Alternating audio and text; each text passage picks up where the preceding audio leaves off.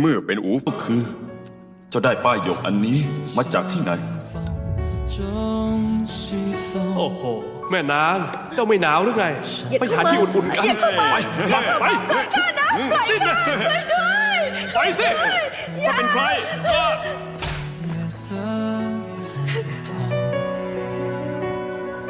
世上的来终觉浅，下笔却苦涩难言。小人爱本太痴缠，心却留一半。你无心擦肩我太远，留下的 เทศกาลโคมไฟ4 ปีก่อนข้าเจอคนร้ายกลางทาง ได้คุณชายรองกงผ่านมาช่วยเหลือ ป้ายหยกนี้ ตอนนั้นท่านทำตกไว้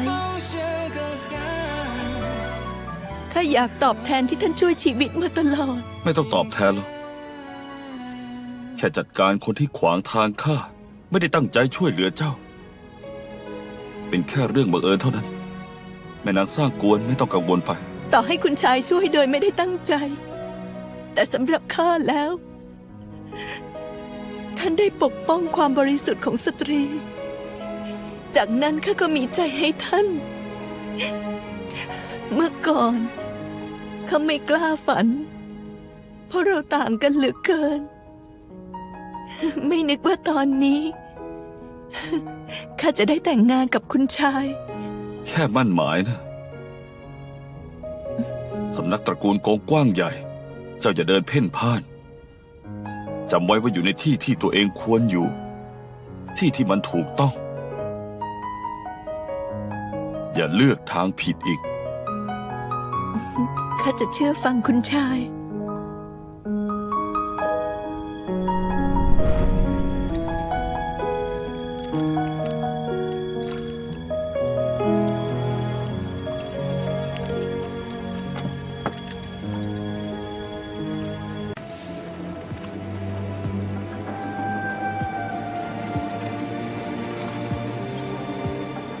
ถ้าคุณชายเจ๋ยไม่มีอะไรแล้วข้าขอตัวก่อน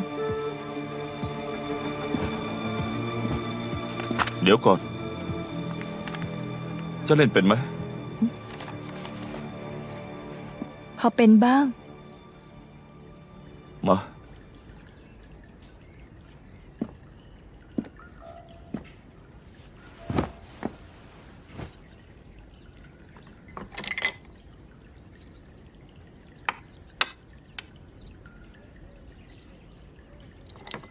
พูดมาสิ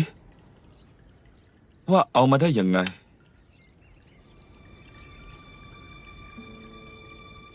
ใช้ปัญญา ก็เหมือนกับเดินหมาก อาศัยแค่แรงไม่ได้ อาศัยแรงเจ้าก็ไม่อ่อนแอ น้องหยวนจือเคยปราบมือกับเจ้า บอกว่าเจ้าเก่งกาจ คุณชายจืออ่อนข้อให้ข้า เขาจงใจใช้หนอนมาแกล้งข้าแย่ข้าเล่น งั้นก็พูดมา ว่าใช้ปัญญาเอามาได้ยังไง ผู้ที่จัดการยากอย่างจินฝาน แน่นอนว่าข้าเข้าใกล้ไม่ได้ ก็เลยมอบให้ผู้ที่เข้าใกล้เขาได้ กงจือสร้างเหรอ หวินเหวยซาน หวินเหวยซานกับจินฝาน ใกล้ชิดขนาดนี้แล้วเหรอ ไม่ถือว่าสนิทสนม แต่เอาบันทึกการรักษามา ก็พอ แล้วเจ้ากับหวินเหวยซาน สนิทกันตั้งแต่เมื่อไหร่งั้นเหรอ จะให้คนช่วยเหลือ ไม่ต้องสนิทมากก็ได้ หืม ถ้ากุมความลับที่นางไม่อยากให้คนอื่นรู้ ก็ได้แล้ว ล่วงเกินละ เขาบอกอุ๋ยหน่วยซานว่า ถ้านางไม่ช่วยข้าจะเอาเรื่องที่แต่งตัวไม่เรียบร้อย ถูกองครักษ์เห็นจนหมด บอกให้กงจืออุ๋ยรู้ ใส่สีตีไข่เพิ่มเข้าไปอีกหน่อยอุ๋ยหน่วยซานก็แก้ตัวไม่ได้แล้ว เรื่องเกี่ยวข้องกับชื่อเสียง ถ้านางยังอยากเป็นฮูหยินประมุขอยู่ ก็ต้องช่วยข้า ถ้าหวินเหวยซานรู้ว่า ช่วยเจ้าเอาบันทึกการรักษามา อย่าว่าแต่ฮูหยินประมุขของนาง ตำแหน่งประมุขของกงจืออีก็ไม่เหลือแล้ว นางคงจะนึกเสียใจมากเลย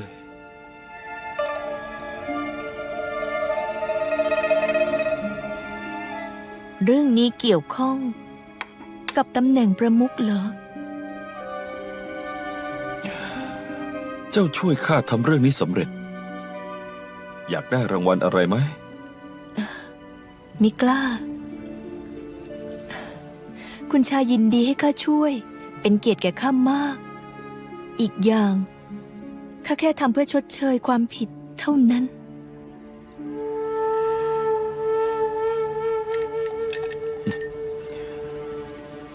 เคยมีด้วยเหรอ ก่อนหน้านี้ เคยอวดฉลาดไปเอง เจ้าไม่ได้อวดฉลาด แต่เจ้าฉลาดจริง แต่บางครั้ง ความฉลาดกลับถูกความฉลาดทำร้าย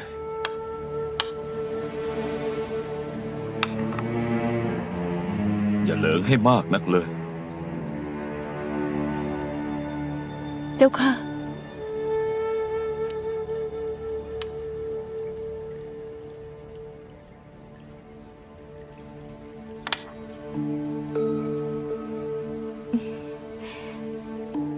คุณชายออมมือแล้ว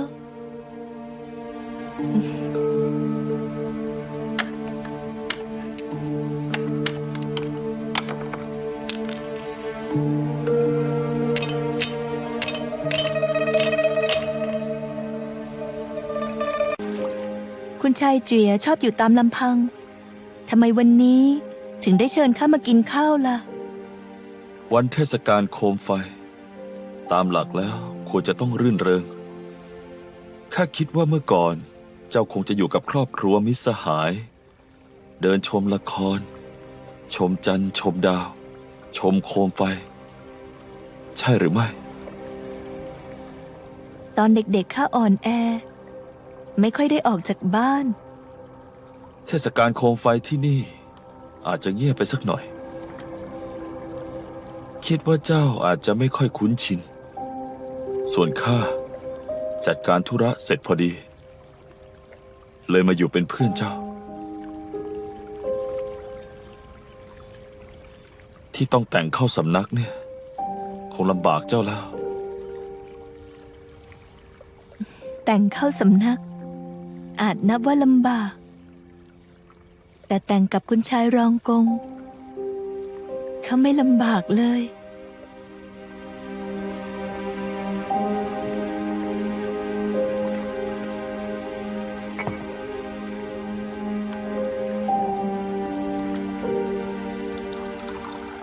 คุณชายไม่ชอบความคึกครื้นใช่ไหม ข้าไม่ชอบ งั้นข้าก็ไม่ชอบแล้ว ความชอบเนี่ย มันเปลี่ยนแปลงได้ด้วยเหรอ ได้สิ ความชอบเป็นเรื่องอนาคต ไม่มีใครเกิดมาแล้วชอบใครเลย แต่ความแค้นมีมาแต่เกิดได้ บางคนก็เกิดมา พร้อมความเกลียดชัง ใช่ โลกนี้นะไม่มีรักที่ไร้เหตุผล ตรงข้ามกับความเกลียดชัง คนสองคนที่ไม่เคยเจอกัน กลับเป็นศัตรูกันได้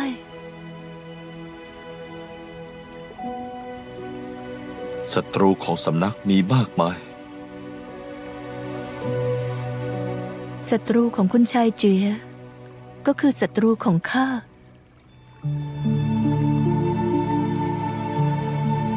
เจ้าก็รู้จักพูดนี่ ข้าพูดจริง เมื่อครู่เจ้าว่า ศัตรูของคุณชายจุ๋ยก็คือศัตรูของข้า แต่ไม่พูดว่า ศัตรูของสำนัก ก็คือศัตรูของข้า ต่างกันด้วยเหรอ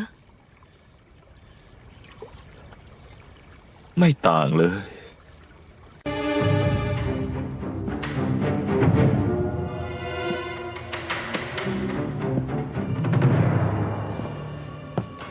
คุณชายเจ๋ย เกิดอะไรขึ้น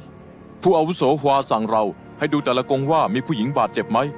เลยขอให้แม่นางเปิดประตู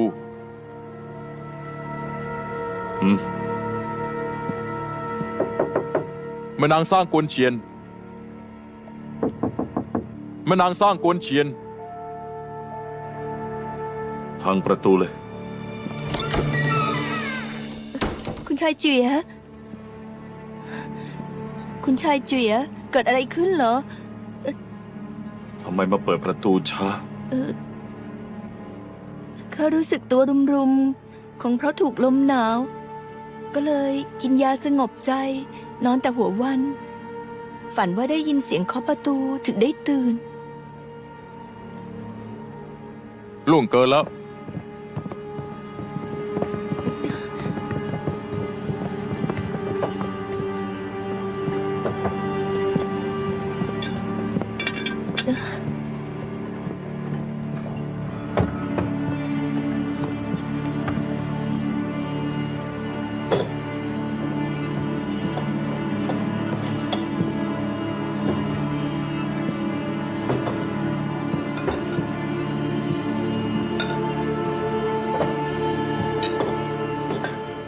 ตอนเจ้านอน เจ้าจุดกำยานเข้มแบบนี้เลยเหรอ ช่วงนี้ข้านอนไม่ค่อยหลับ ก็เลยใส่เครื่องหอมลงไปเยอะหน่อย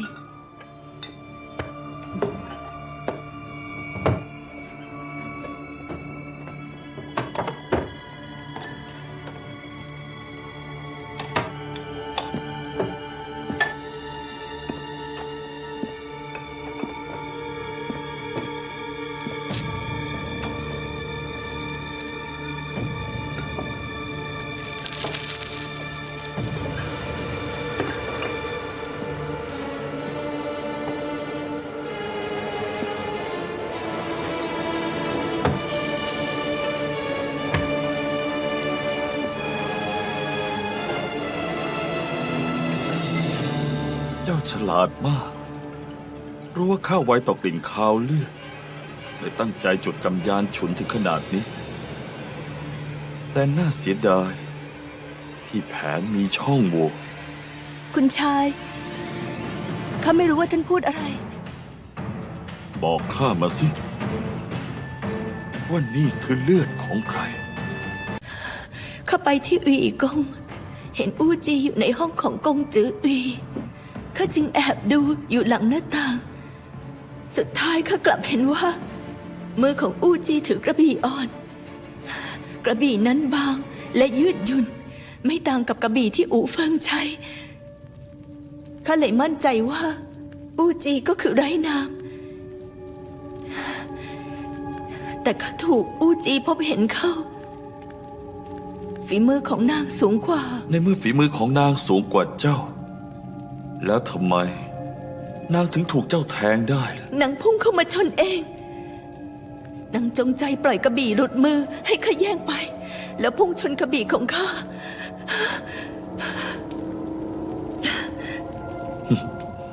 หมายความว่า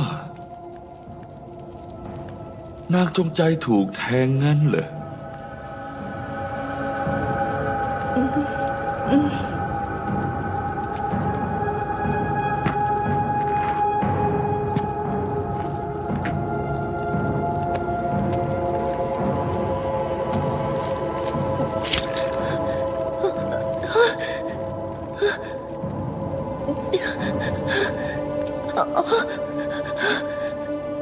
ใช่ ที่พูดมา เจ็บ เป็นความจริงทั้งหมดไหม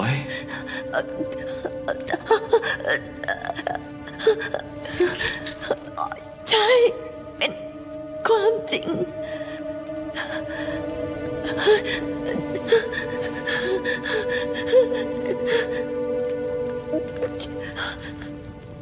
อยากให้ข้าทรมานเจ้า ขนาดนี้เลยเหรอ ทุกประโยคที่พูดเป็นความจริง ไม่กลัวคุณชายทรมาน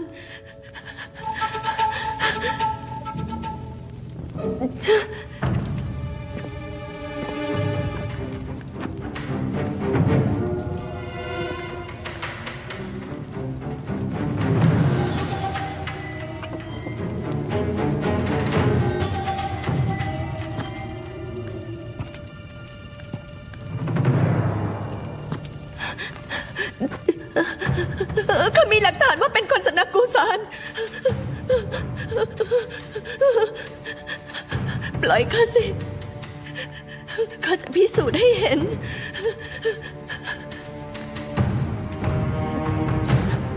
ข้าบาดเจ็บสาหัส ถ้าคุณชายเจ๋อกลัวข้าที่อยู่ในสภาพนี้ ก็ไม่คู่ควรกับชื่อเสียงที่มี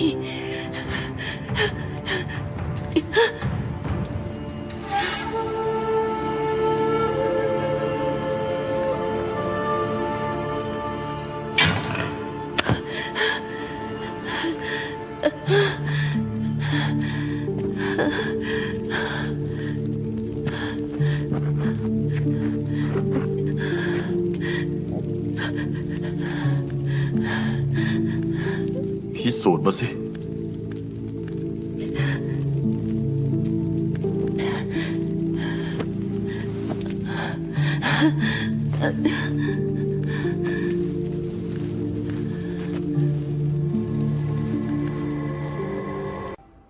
ทำไมดื่มเหล้าคนเดียวล่ะ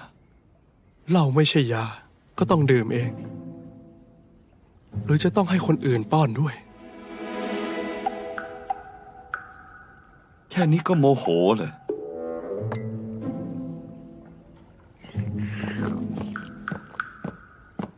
คุณชายจือ ในหุบเขาส่งข่าว เรื่องโจรคืนเทศกาลโคมไฟมาขอรับ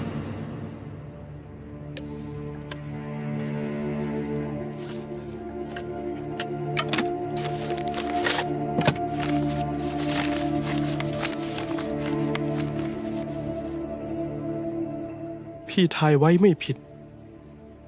โจรที่ขโมยของของหวินเหวยซานในคืนนั้น ไม่ได้บังเอิญจริงด้วย แต่เพราะล่อกงจืออีออกไป โจรก่อเหตุในหุบเขาประจำจากคำสารภาพ แม่นางจืออีเป็นคนสั่ง จืออีเหรอหวินเหวยซานไปพบกับนางไม่รังเกียจบ้างเหรอ สืบเรื่องจืออีหรือยัง สืบแล้วขอรับ ชื่อเดิมคือเย่เซียว พ่อแม่พี่ชายเคยเป็นท่าสเศรษฐีที่เจียงหนาน และถูกส่งไปสนามมนุษย์ สนามมนุษย์อะไร เป็นการละเล่นของคนรวย ปล่อยคนเข้าไปในป่า ให้ถูกล่าเหมือนสัตว์เพื่อความสนุก พ่อกับพี่ชายตายในสนามมนุษย์ พ่อค้ามนุษย์เลยขายนางให้หอหมื่นบุปผา ตั้งชื่อว่าจืออี เป็นคนที่น่าสงสารนะ งั้นที่หวินเหวยซานไปเจอกับจืออี ก็เพราะว่าหึงหวงเหรอ ไม่ใช่อยู่แล้ว ถ้าเป็นแค่ความหึงหวง ก็ไม่จำเป็นต้องแสดง ฉากถูกโจรปล้นล่อกงจืออีออกไปหรอกวินเหวยซานเป็นภรรยาโดยชอบธรรมของกงจืออีถ้าเพื่อแสดงความเป็นเจ้าของ นางก็ควรจะพากงจืออีไปสอบถามด้วยถึงจะถูก ส่งหยก2 คน จับตาหอหมื่นบุปผา ขอรับ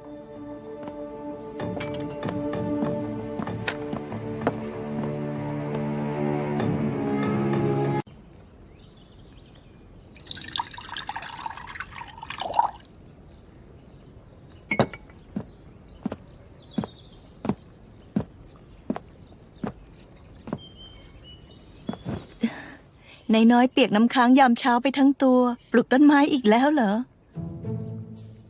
พี่อรุณสวัสดิ์ ต้นไม้หายากชนิดไหนเหรอนายน้อยถึงดูแลเองแบบนี้ พูดไปก็กลัวเจ้าไม่เข้าใจ บงกฎคู่ล่องเมคา รู้จักไหม เห็นในตำรา บงกฎคู่ล่องเมคาล้ำค่าหายากเป็นยาวิเศษ สูญพันธุ์ไปนานแล้วไม่ใช่เหรอ เสียดาย ดอกไม้หายากนี่ ถูกคนอื่นเอาไปแล้ว ฮะ หยวนจือปลูกบงกฎคู่ล่องเมคาได้เหรอ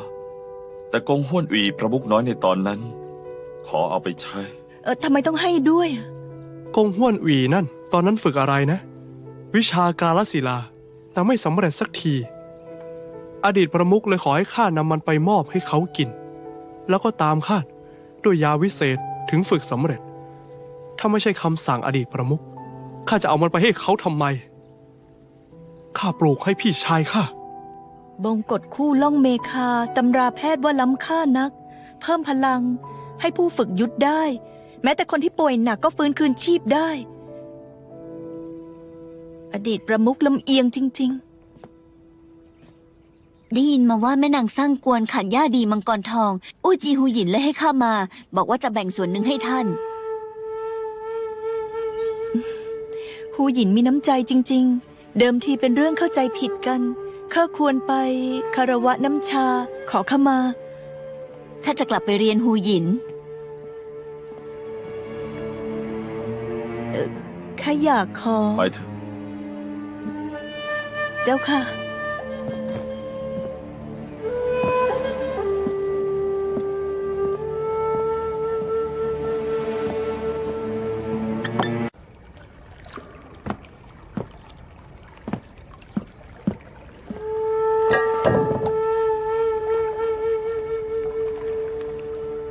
เรื่องนี้เดิมทีควรเป็นสาวใช้มาทำแม่นางสร้างกวนไม่ต้องลำบากไปหรอก คุณชายเจี๋ยรู้ได้ยังไงว่าเป็นข้า จังหวะก้าวเดินของแต่ละคน หนักเบาช้าเร็ว กลิ่น ลมหายใจ ล้วนแตกต่างกัน เจ้าน่าจะเคยฝึกใช่ไหม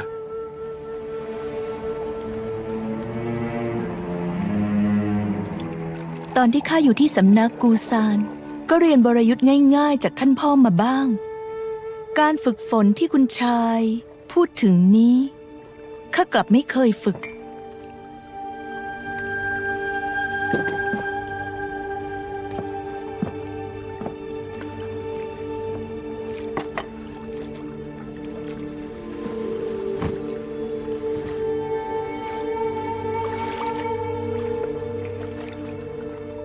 ร่างกายหายดีหรือยัง เหมือนว่าแผลจะหายดีแล้ว แผลเป็นก็แทบไม่เหลือแล้ว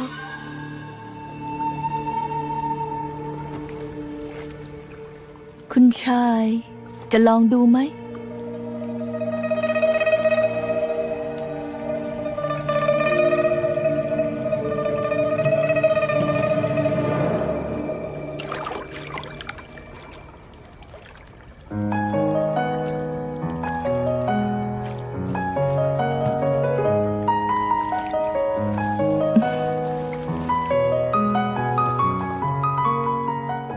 ไม่รบกวนอารมณ์ของท่านแล้ว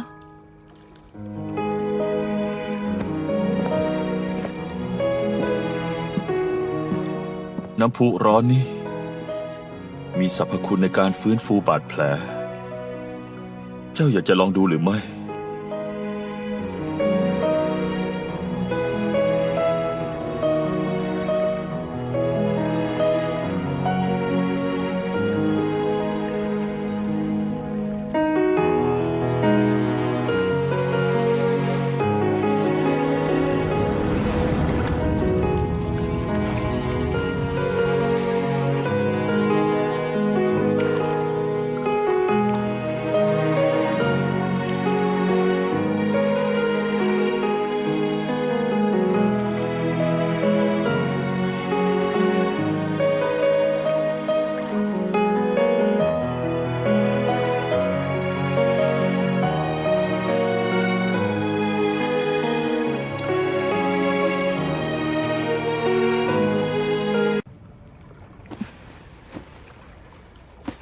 ชุดที่คุณชายเลือก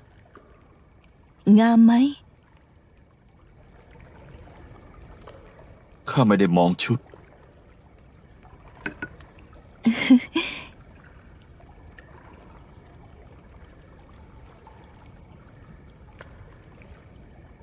ที่จริงแล้ว ที่ข้ามากลางดึก เพราะมีเรื่องอยากขอร้อง ขอร้องเรื่องอะไร ขอให้ท่านล้างแค้นให้ข้า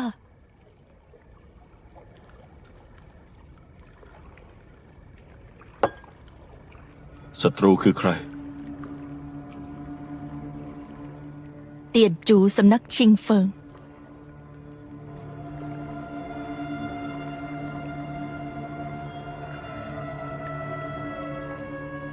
เจ้าปลอมตัวเข้าสำนักตระกูลกง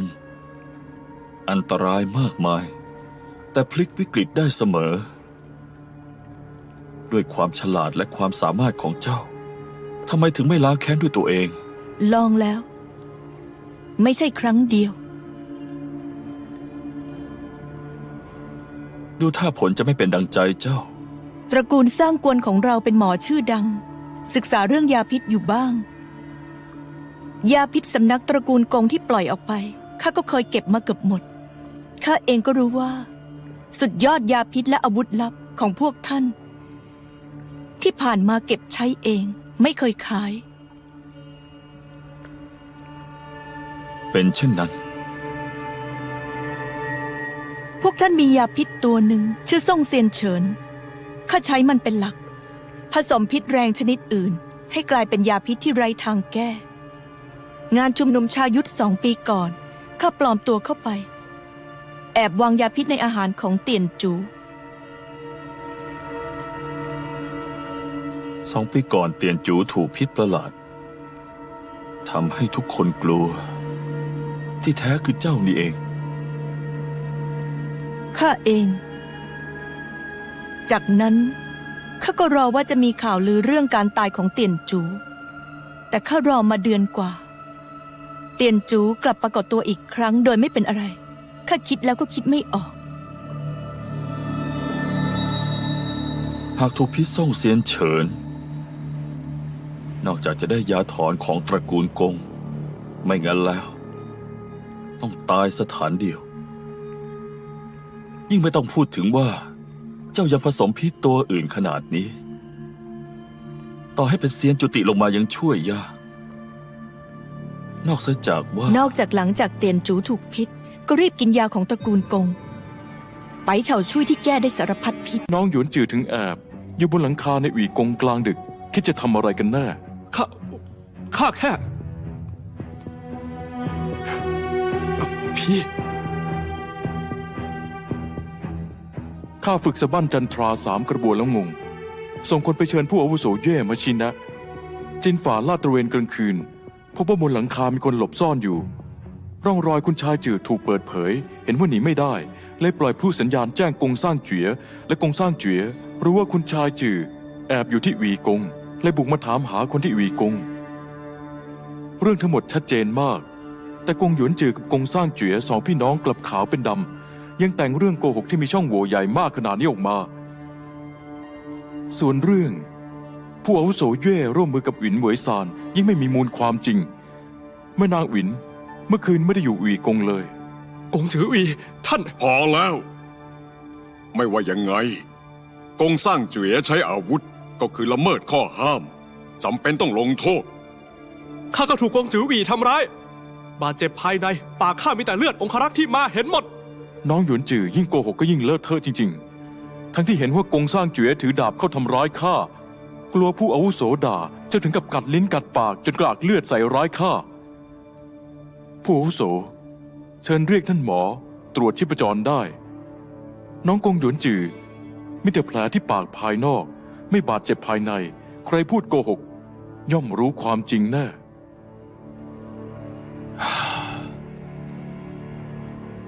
ดูท่าข้าคงประเมินเจ้าต่ำมาตลอดแล้ว น้องจืออี เจ้าละเอียดรอบคอบ ตอบโต้ได้ดังใจชำนาญการนำรายละเอียดทุกอย่างมาเรียบเรียงเป็นข้ออ้างที่ไร้ช่องโหว่แต่ผิดก็คือผิด จะให้เจ้าพูดจากลับกรอกยังไง มันก็ไม่กลายเป็นเรื่องถูกขึ้นมาหรอกคำถามที่เจ้าพูดถึงเมื่อกี้ข้าตอบให้เจ้าได้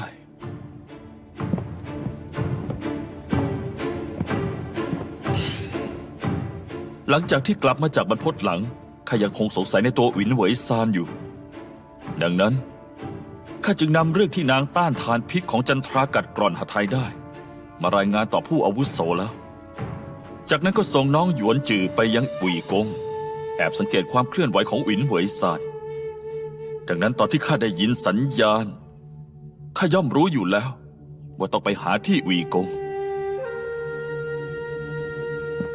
ข้อ 2. จินฝานกินไปเฉาชุยเข้าไปไหมพิสูจน์ได้ง่ายมากแผลที่แขนขององครักษ์จินฝานบาดเจ็บจากอาวุธลับของน้องหยวนจือทุกคนในที่นี้ก็รู้ว่าอาวุธลับของน้องหยวนจือนั้น ถูกชุบด้วยพิษที่ร้ายแรงถึงตายได้ แม้ว่าองครักษ์จินจะร่างกายแข็งแรงพรสวรรค์เหนือชั้นต้านทานกลิ่นกำยานได้ แต่คงยากที่จะไม่บาดเจ็บอะไรเลยจากพิษร้ายแรงของน้องหยวนจืองั้นต้องกินไปเฉาชุยเข้าไปแล้วแน่แผลของข้าโดนปลายดาบของผู้ชายเจี๋ยแทงตอนสู้กับเขา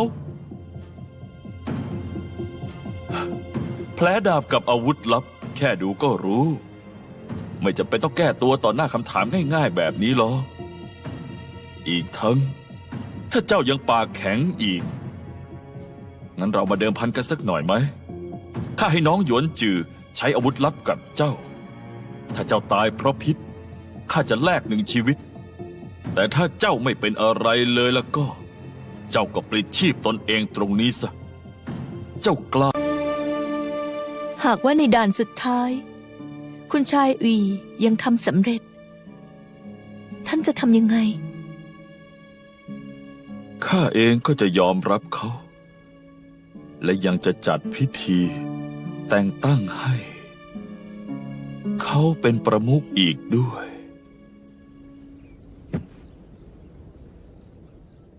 งั้นเหรอ คุณชาย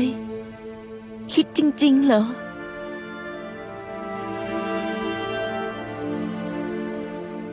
ใจเจ้าประสานกับข้าไม่ใช่เหรอ เจ้าคิดว่าอย่างไงล่ะ งั้นคงต้องสนทนากับใจของคุณชายหน่อย สนทนายังไง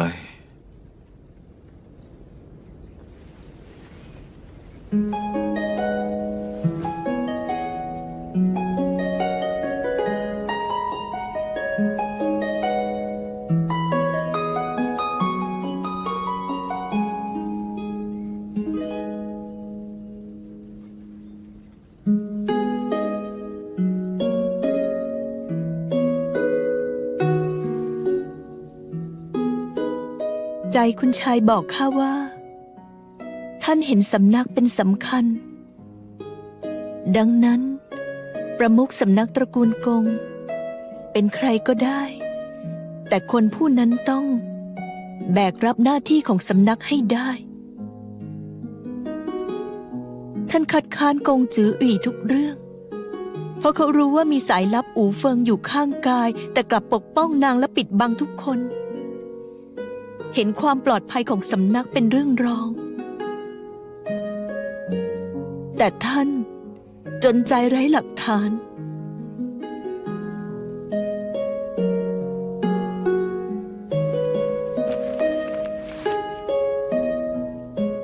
ข้ายอมทำทุกวิถีทาง เพื่อให้คุณชายสมหวัง นี่คืออะไร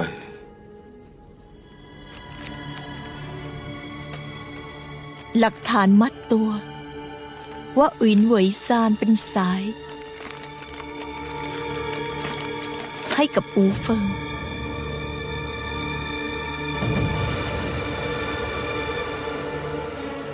นางลอบวาดผังทั้งหมดในสำนักทั้งทางลับและเวรยาม รวมถึงตำแหน่งของทุกตำหนักในบรรพตหลังไว้ ทำได้ดีมาก แต่ข้ากลับสงสัยว่า ของที่สำคัญขนาดนี้ เจ้าไปเอามันมาได้ยังไง ข้าไปพบมันที่ห้องของนาง อากาศเริ่มเย็น ข้าไปขอยืมชุด แต่กลับพบว่าในกระเป๋าของชุดนั้น เย็บช่องลับเอาไว้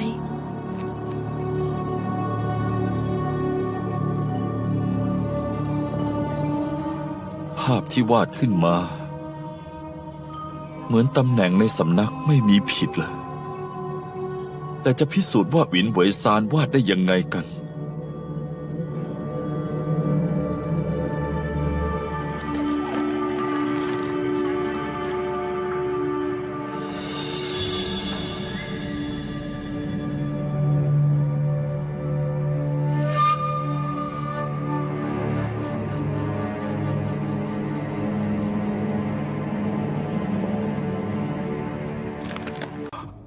เจ้ารู้ตั้งแต่เมื่อไหร่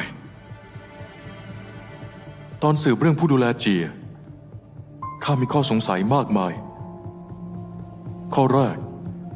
จนแล้วจนรอดข้าก็หาหมอตระกูลกงที่รักษาลูกชายของผู้ดูแลเจียไม่ได้ ข้อสองหลังลูกชายของผู้ดูแลเจียหายดี รูปร่างก็เปลี่ยนไปมีกำลังมหาศาลข้าเองก็คิดไม่ตก จนผู้อาวุโสเย่พูดถึงมงกฎคู่ล่องเมคามงกฎคู่ล่องเมคากงหยวนจือเป็นคนเพาะขึ้นมาข้าจึงสงสัยว่าพระกงสร้างเจ๋ยอยากได้ตำแหน่งประมุขจึงร่วมมือกันวางแผนฆ่าท่านพ่อของข้าแต่ต่อมาข้ารู้จากผู้อาวุโสเย่ว่าเพราะพี่ใหญ่อยากฝึกวิชาการและศิลาท่านพ่อจึงได้นำมงกฎคู่มาให้ท่านหลังจากท่านถูกช่วยจากศาลบรรพชนข้าก็เกิดความสงสัยในตัวท่านแต่ข้าไม่กล้าถามแล้วก็ไม่กล้าคิดจนกงสร้างเจ๋ยพูดถึงการคาดเดา ข้าสงสัยกงห้วนหวีแน่มงกฎคู่ล่องเมคาคือข้อพิสูจน์ที่ดีที่สุด มือมืดที่อยู่เบื้องหลังไม่ใช่อูจีหูหยินอย่างนั้นเหรอพี่ใหญ่ก็ถูกนางฆ่า นั้นเจ้าคิดว่าอักษรเร่นที่อู้จีฮูหยินทิ้งไว้ก่อนตายนั้นหมายความว่ายังไง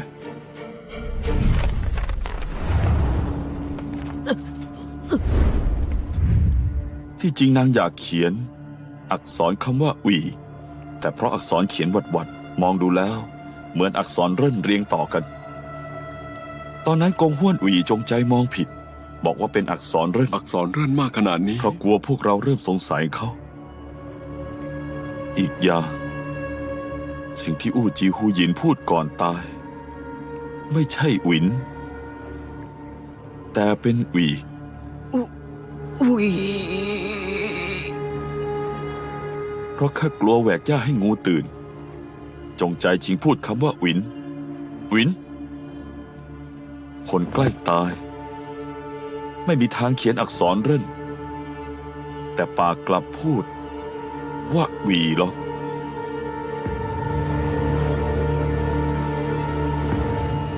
ทุกอย่างที่อู้จีเขียนและพูดล้วนเป็นอักษรหวี อุ้ย งั้นเจ้าลองคิดเอาเองว่า ถ้าเป็นอักษรหวี นอกจากเจ้า ยังมีใครอีก หากมีแค่คำว่าอุยข้ายังพอแก้ต่างให้ได้ แต่หลังจากพี่จือซางฟื้นขึ้นมาก็ชี้ตัวว่าท่าน ก็คือฆาตกรที่ฆ่าแม่เล็ก และอยากระเบิดนางให้ตาย ท่านประมุขคุณหนูใหญ่ฟื้นแล้ว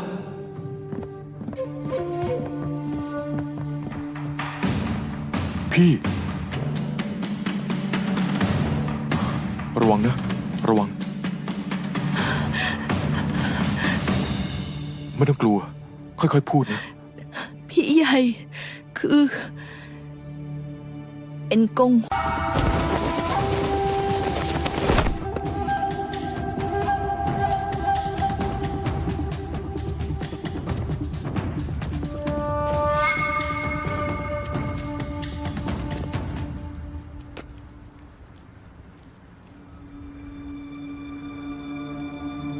จะหนีไปไหน ก็คุณชายทอดทิ้งข้าแล้ว จะอยู่ทำไม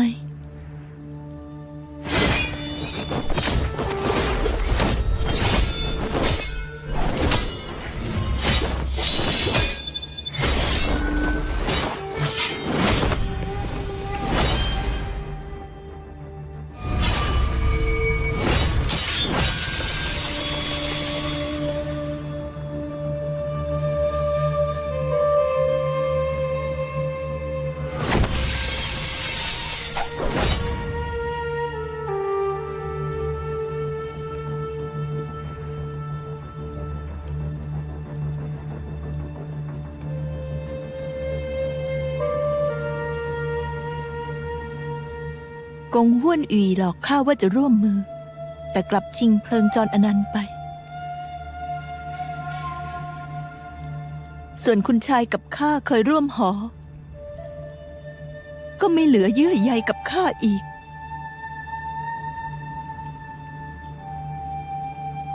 อูเฟิงเนี่ยนะ มีเยื่อใยด้วยเหรอ ใจของข้าไม่ใช่อูเฟิงแล้ว ข้าไม่เชื่อ ข้าไม่ได้ปลดท่าน ข้าคือทายาทสำนักกูซานจริงๆ ตอนที่ข้าหนีผ่านอุโมงค์ลับ ตกหน้าผาหัวกระแทกสูญเสียความทรงจำ เตียนจูนางพาข้ากลับไป แล้วหลอกข้าว่า เป็นลูกศิษย์นาง รับข้าไปเลี้ยง ก็เพื่อใช้งาน จากนั้นล่ะ ต่อมาความทรงจำข้าค่อยๆฟื้นคืน จึงแกล้งอยู่ข้างกายนางต่อไป ข้าเคยบอกคุณชายแล้ว 2 ปีก่อนข้าเคยวางยาพิษฆ่าเตียนจู หลังจากเตียนจูถูกพิษ ผู้นำอูเฟิงตอนนั้น กลับยกเลิกการชุมนุมที่ไม่เคยยกเลิกมาก่อน ดูจาก2 เรื่องนี้แล้วข้าจึงเดาได้ว่า ผู้นำของอูเฟิง ก็คือเตียนจู ดังนั้นที่ข้ารับใช้อูเฟิงมานาน ก็เพื่อที่จะสามารถฆ่าเตียนจูล้างแค้นได้ในสักวัน ตอนนี้เพลิงจรอนันต์อยู่ในมือข้า สามารถทำลายอูเฟิงและฆ่าเตียนจูได้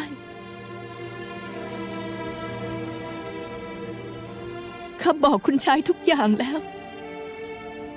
ปล่อยข้าไปสักครั้งได้ไหม ส่งเพลิงจรอนันต์มา แล้วข้าจะปล่อยเจ้าไป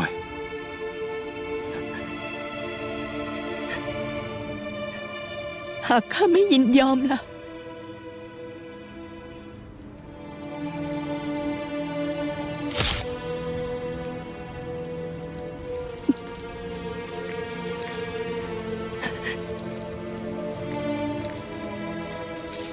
ทำลายอูเฟิง เป็นประโยชน์ต่อตระกูลกง เหตุใดท่านถึงไม่ยินยอม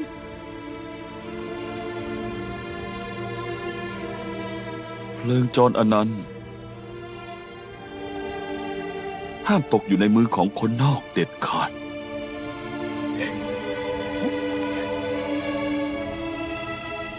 อีกอย่าง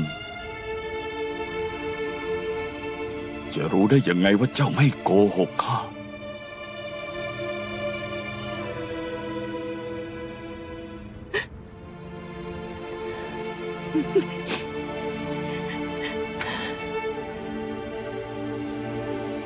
ข้าไม่โกหกท่าน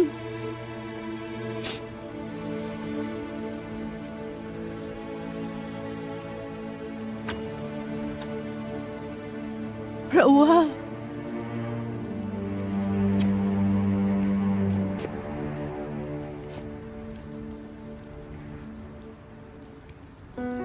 边细雨起浓，展翅相逢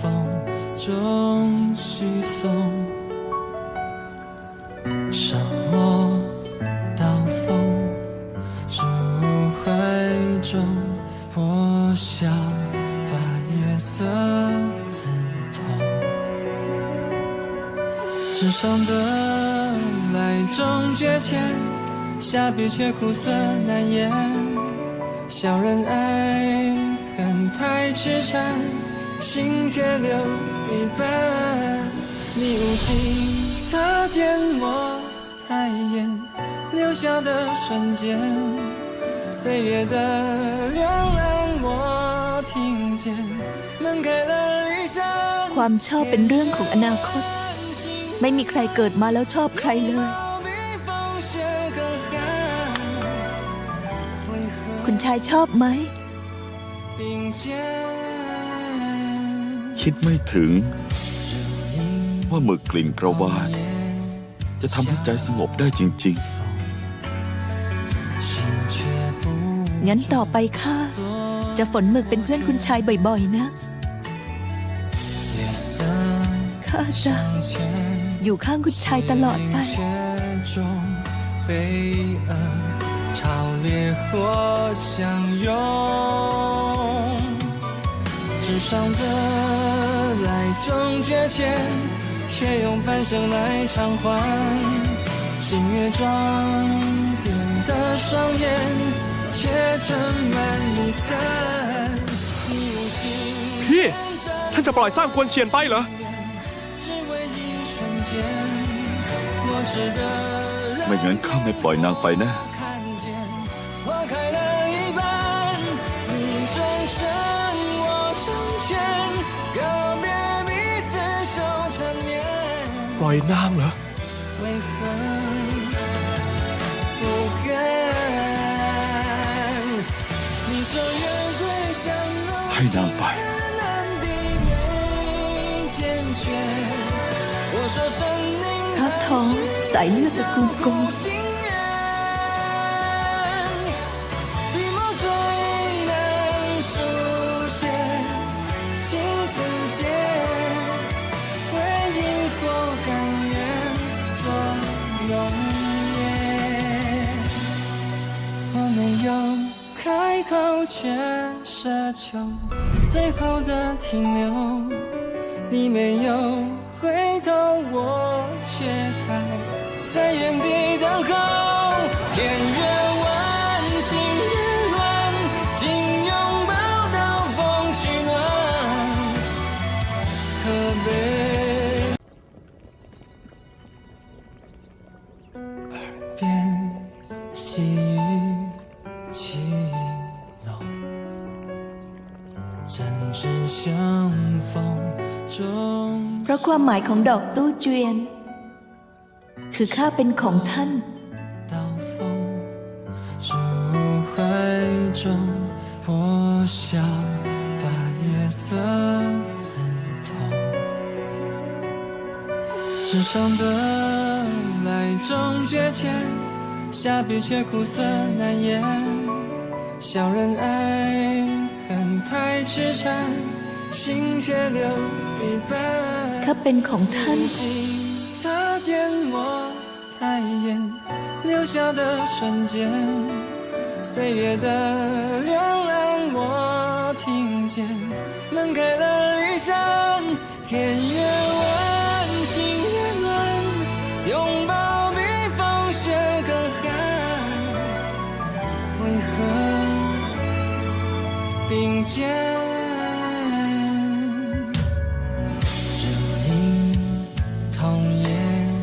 相